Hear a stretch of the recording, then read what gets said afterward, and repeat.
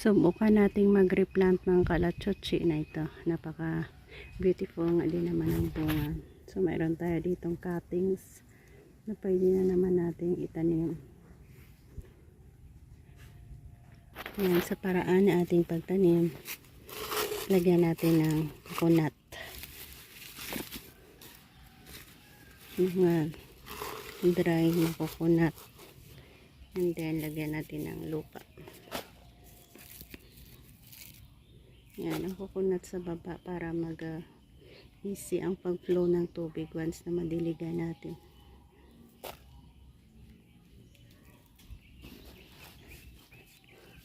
Ayan lang.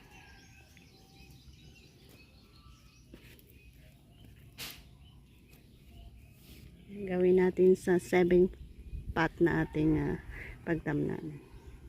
Ayan, at ready na nating i-replant ito. 1, 2, 3, 4, 5, 6, 7. Tapos meron lang tayong 1,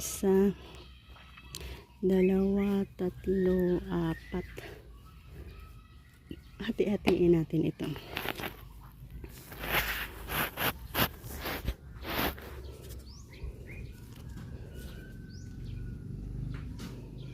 Hatiin natin hanggang dito bro.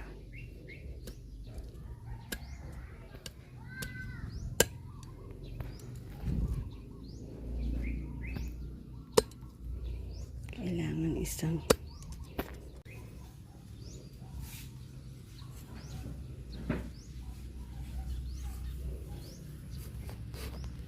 yan, ganyan lang isang,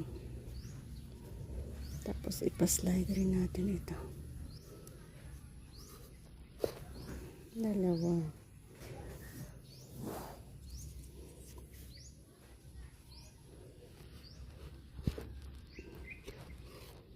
Ay.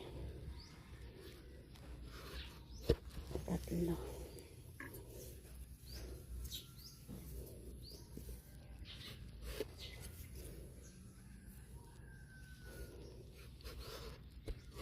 Apat.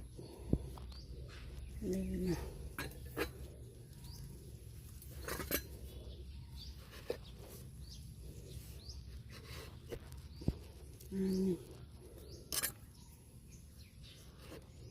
Ito. Napadami pa yata.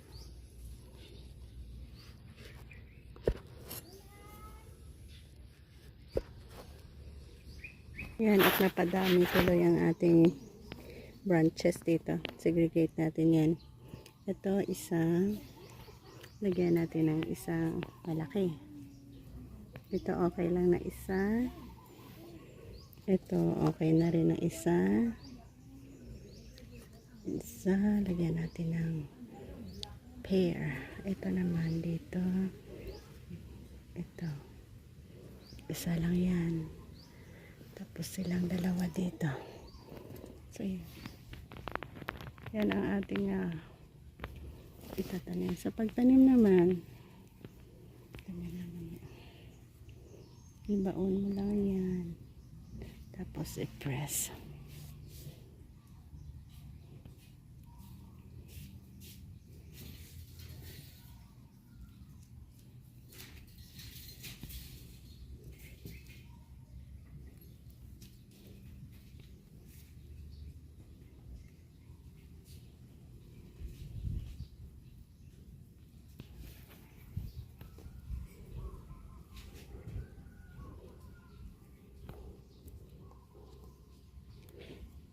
Mag-grow kayo hanggang sa ipakita natin ang ganda ng inyong bulaklak para makapagbahagi din naman tayo sa iba sa magandang bulaklak na niya. So ganyan na siya.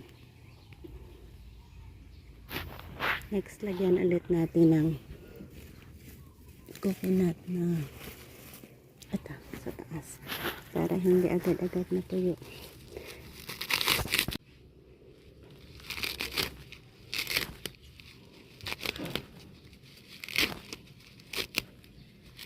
Iwasan natin diligan everyday. Ayan. Ganyan ang gagawin natin sa lahat.